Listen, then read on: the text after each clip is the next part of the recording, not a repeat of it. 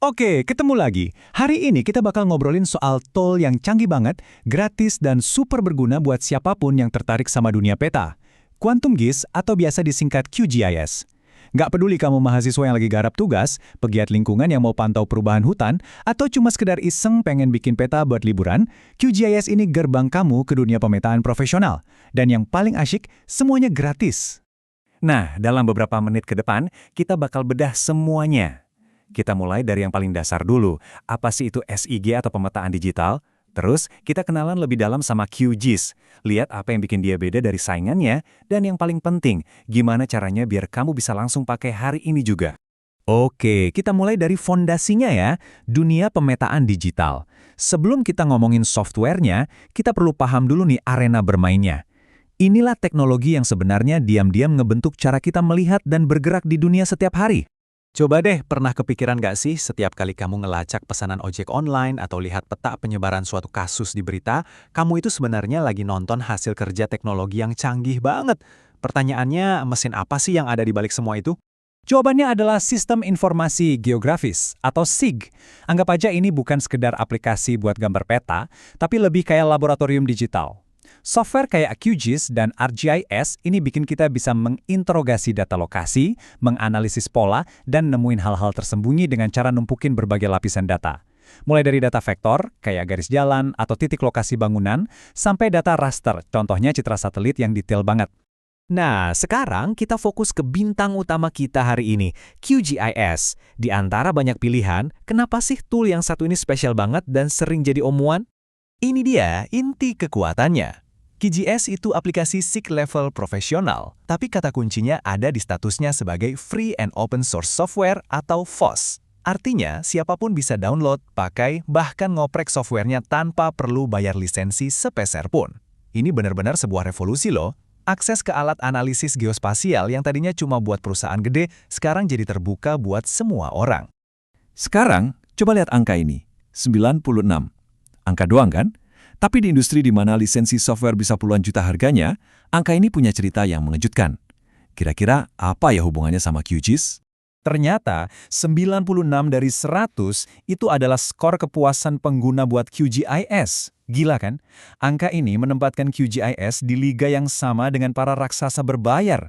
Ini jadi bukti paling nyata kalau gratis di dunia QGIS itu bukan berarti murahan. Justru sebaliknya, ini adalah alat kelas berat yang diakui di seluruh dunia. Jadi, apa aja sih daya tariknya? Ya, jelas. Yang pertama itu gratis. Terus, fleksibilitasnya yang luar biasa.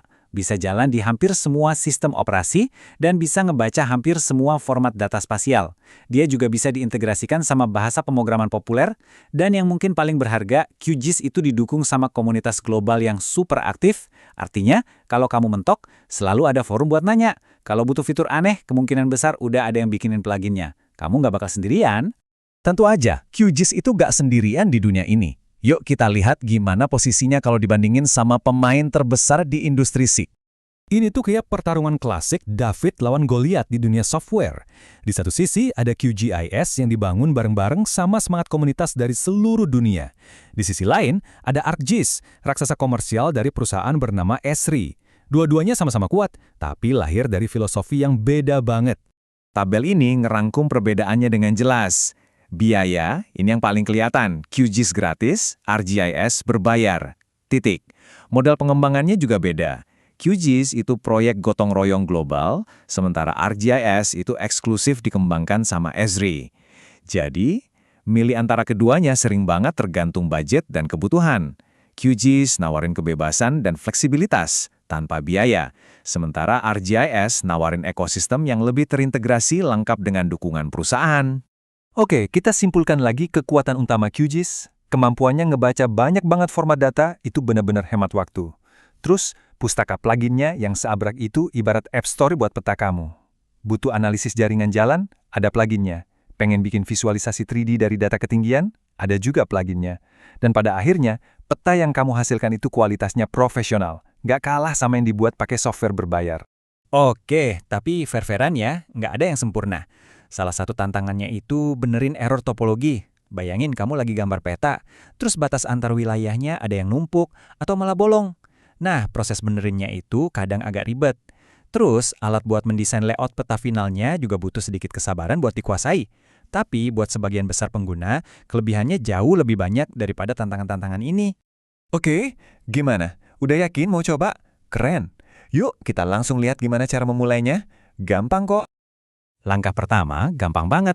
Cukup kunjungi situs web resminya di qgs.org.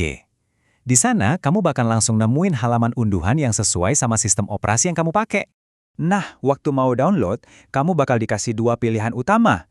Intinya simpel, kalau kamu merjain proyek serius kayak skripsi atau kerjaan kantor, pilih versi LTR atau Long Term Release.